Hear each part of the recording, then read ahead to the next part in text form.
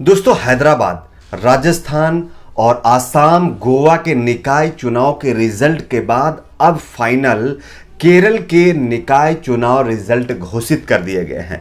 ये जो निकाय चुनाव रिजल्ट आए हैं, इसमें जो आंकड़े हैं वो पूरी तरह से चौंका देने वाले हैं। एक एक करके हम आपको बताते हैं कि फिलहाल एनडीए वर्सेस यूडीएफ यानी कि कांग्रेस अलायंस और एलडीएफ यानी लेफ्ट अलायंस और अदर पार्टीज के खाते में कितनी कितनी सीटें गई हैं। लेकिन यहां पर एक बहुत बड़ा उलटफेर जो है वो लेफ्ट पार्टीज ने कर दिया है। चलिए हम आपको बताते हैं सीटों के आंकड़े। इसके साथ साथ किसानों को लेकर के एक बड़ी खबर है, वो मैं आपको लास्ट में बताऊंगा। उससे पहले एक छोटी सी रिक्वेस्ट करेंगे दोस्तों, अगर आपको भी लगता है कि हमारे देश में होने वाले तमाम तरह के चुनाव में बैलेट पेपर का इस्तेमाल होना चाहिए और चुनाव बैलेट पेपर से होने चाहिए, तो इस वीडियो को लाइक करके चैनल को सब्सक्राइब जरूर कर लीजिए। कल ही मैंने जब आपको लाइव अपडेट दी थी तब लेफ्ट पार्टीज आगे चल रही थी, यानी कि लेफ्ट पार्टी हर कहीं आगे चल रही थी। लेकिन यहां पर कांग्रेस पार्टी ने जो है एक ऐसा यानी कि क्षेत्र है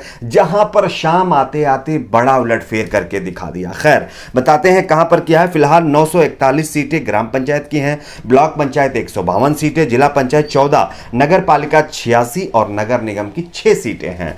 जिसमें से अगर ग्राम पंचायत की हम बात करें तो ग्राम पंचायत की 941 सीटों में से फाइनली लेफ्ट अलायंस 514 सीटों पर जीत हासिल कर चुका है, यानी कि 514 सीटें उन्होंने जीत ली हैं। सबसे पहले नंबर पर लेफ्ट अलायंस रहा, जबकि दूसरे नंबर पर यूडीएफ यानी कांग्रेस अलायंस जो है 377 सीटों पर अपनी जीत दर्ज करके दूसरे नंबर पर रहा है।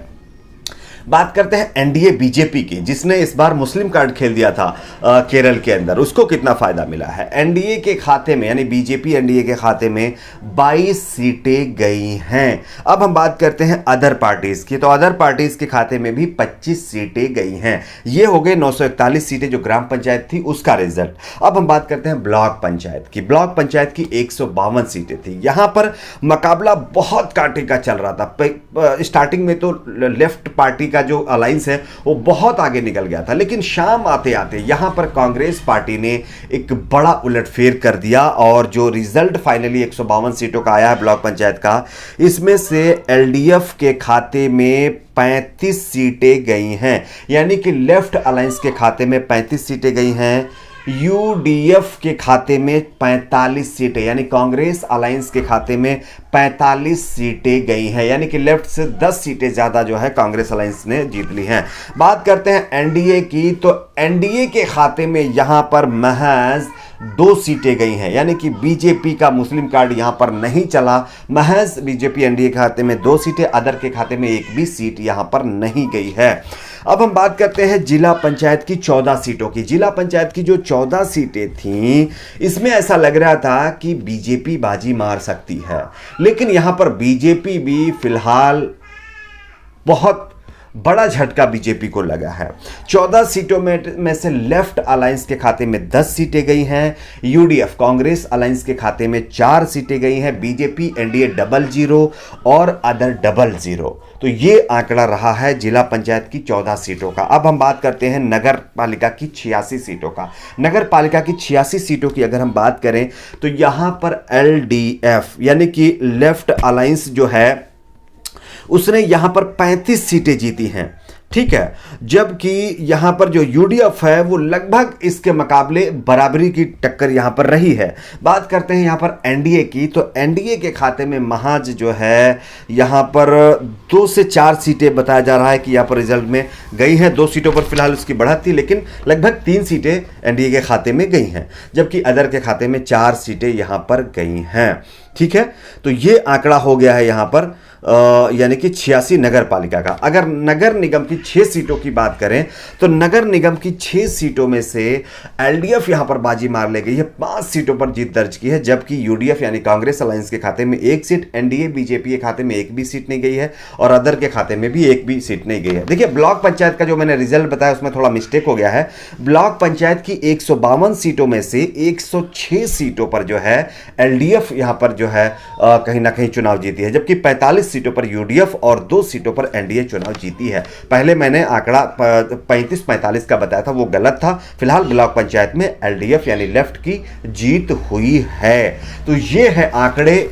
लगभग 112 मुस्लिम कैंडिडेट बीजेपी ने खड़े किए थे, 500 ईसाई कैंडिडेट खड़े किए थे, ये सोच करके कि शायद यहाँ पर बड़ी कामयाबी हासिल होगी। लेकिन अगर ओवरऑल हम बात करें तो एनडीए के खाते में देखिए 25 गई हैं ग्राम पंचायत की, 4 ये और 2 वो, तो लगभग 31 सीटें टोटल गई हैं, यानी कि एनडीए के खाते में लगभग जो है 1100 सीटों में से।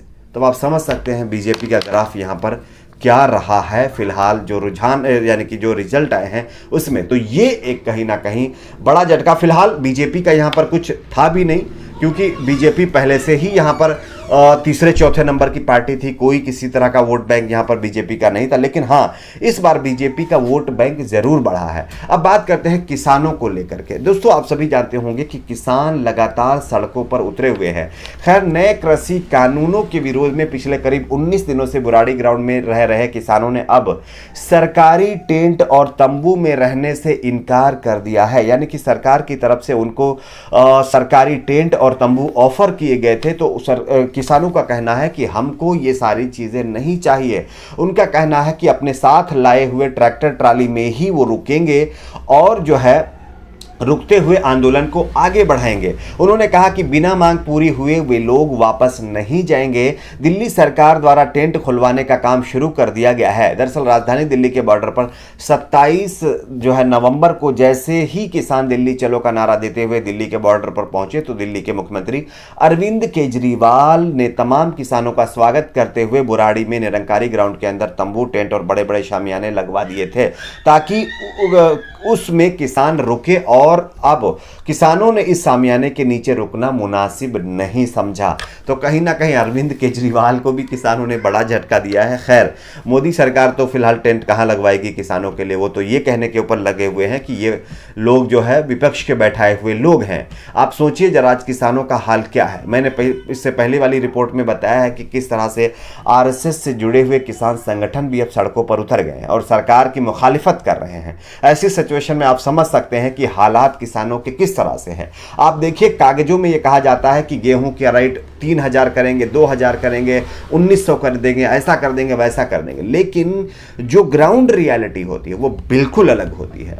किसानों को उनकी फसल का सही रेट नहीं मिलता है, जबकि किसान अपना खून पसीना लगा करके फसल में मेहनत करके फसल उगाता है। उसके बावजूद भी आप सोचिए, मेहनत करने के बाद भी इतना जो है उसको अगर उसके दाम नहीं मिलेंगे तो उसका क्या हाल होगा।